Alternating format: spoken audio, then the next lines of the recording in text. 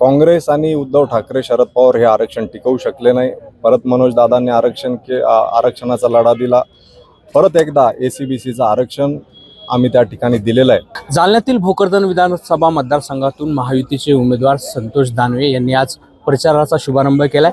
प्रसिद्ध राजुरेश्वर गणपतीची विधिवत पूजा करून ते नुकताच बाहेर पडलेले आहेत. सर, मागचे 2 टर्म तुम्ही या मतदारसंघाचं प्रतिनिधित्व केलं, यावेळीही देखील तशीच अनुकूल परिस्थिती आहे?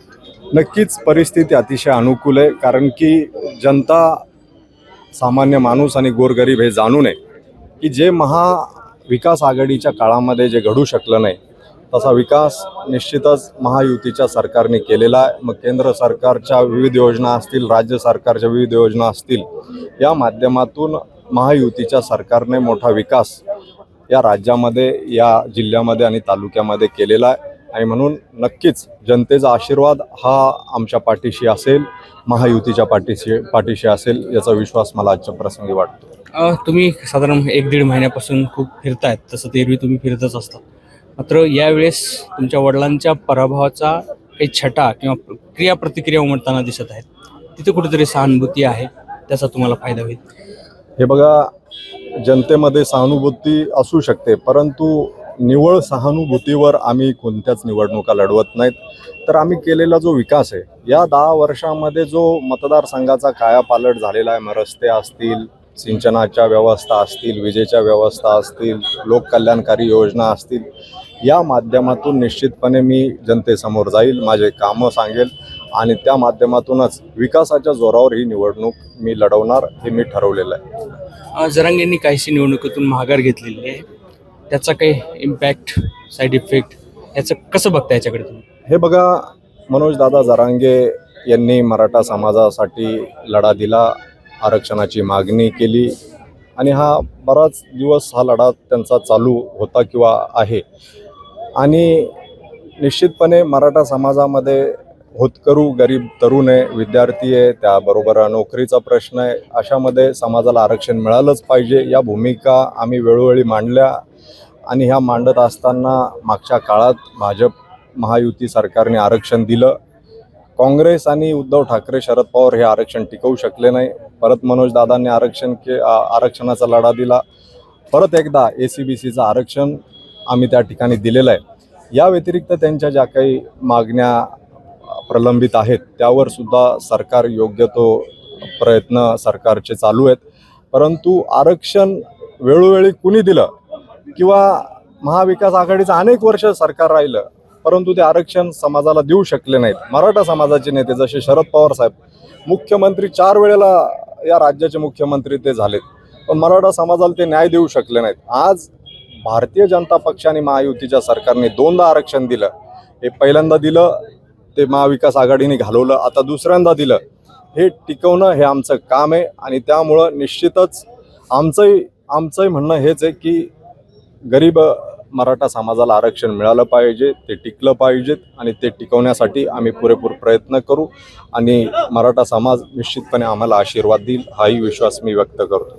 तुम्ही म्हणता की लोकसभेला फेक नेरेटिव्ह सेट झाला, त्याला कुठेतरी विरोध करण्यासाठी आता काही अशी काही तुम्ही रचना केलेली आहे की ज्याच्यापासून तुम्ही अलिप्त राहू शकाल? हे बघा, आता आम्ही रचना करण्यापेक्षा निश्चितच प्रत्येक समाजाला लक्षात आलेलं आहे. काय तर मागच्या काळात सांगण्यात आलं की 400 पार केलं तर संविधान धोक्यात येईल, पण आमचे जे दलित बांधव आहेत त्यांना हे माहिती आहे की ह्या सरकारने आपल्यासाठी विविध योजना आणल्यात, या योजना आपल्या घरापर्यंत पोहोचवल्या, याची घोषणाच नाही तर याची अंमलबजावणी झाली. त्याचबरोबर संविधान हे फक्त दलित समाजासाठी नसून या डॉक्टर बाबासाहेब आंबेडकरांनी दिलेलं हे जे काही संविधान हे या प्रत्येक भारतीय नागरिकाला लागू आहे आणि त्यामुळं हे पवित्र असलेलं संविधान जपण्याचं काम हे प्रत्येकजण करतो.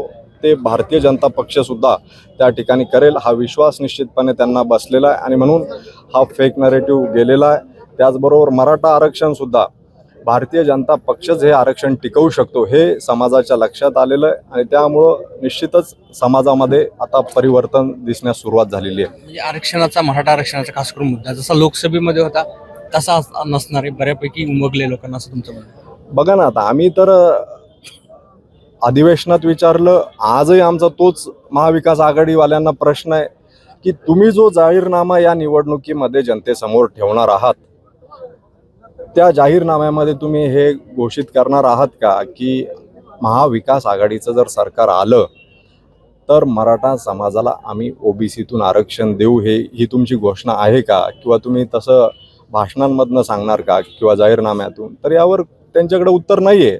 आणि त्यामुळं उगाचच मराठा समाजाची दिशाभूल करायची, मतदान घ्यायचे, निवडणुका जिंकायचे, सत्तेवर बसायचं आणि जसं मागच्या काळात सुप्रीम कोर्टामध्ये यांनी आरक्षण घालवलं तसं SC-BCचं सुद्धा आरक्षण भविष्यामध्ये घालवायचा हा त्यांचा डाव आहे.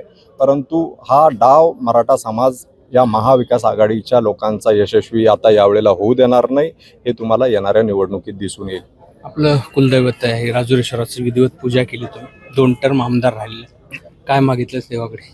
नाही, देवाकडे मी आत्ताच सांगितलं की मी देवाकडे असं ज्या वेळेला प्रार्थना करतो तेव्हा स्वतःसाठी कधीच मागत नाही. देवाने मला स्वतःहून भरगतचं असं सर्व काही दिलेलं आहे आणि त्यामुळं मी निश्चितपणे ज्या जनतेच्या आशीर्वादाने मी आमदार आहे, या जनतेसाठी नक्कीच त्या ठिकाणी सुख, समृद्धी आणि शांती तसेच आरोग्याची मागणी नेहमीच करत असतो. परिवारासाठी करतो आणि सामान्य जनतेसाठी करतो. तीच मागणी मी आज माझं प्रचाराचं नारळ फोडत असताना देवाला केली आणि भविष्यामध्ये या जनतेची माझ्या हातून नक्कीच चांगली सेवा पूर्वी घडत आली आणि आता येणाऱ्या काळातही मी जनतेच्या सेवेसाठी तत्पर राहील असा विश्वास निश्चितपणे मी देवाच्या चरणी अर्पण केलेला आहे. एकूणच गणपतीला नारळ फोडून संतोष दानवे यांच्या प्रचाराचा शुभारंभ झाल्याने अर्थात पुन्हा एकदा जनतेची सेवा करण्याची संधी हा गणपती देईल असा विश्वास त्यांनी व्यक्त केला. रवी मुंडे, ABP माझा, भोकरदन. ABP माझा, उघडा डोळे बघा नीट.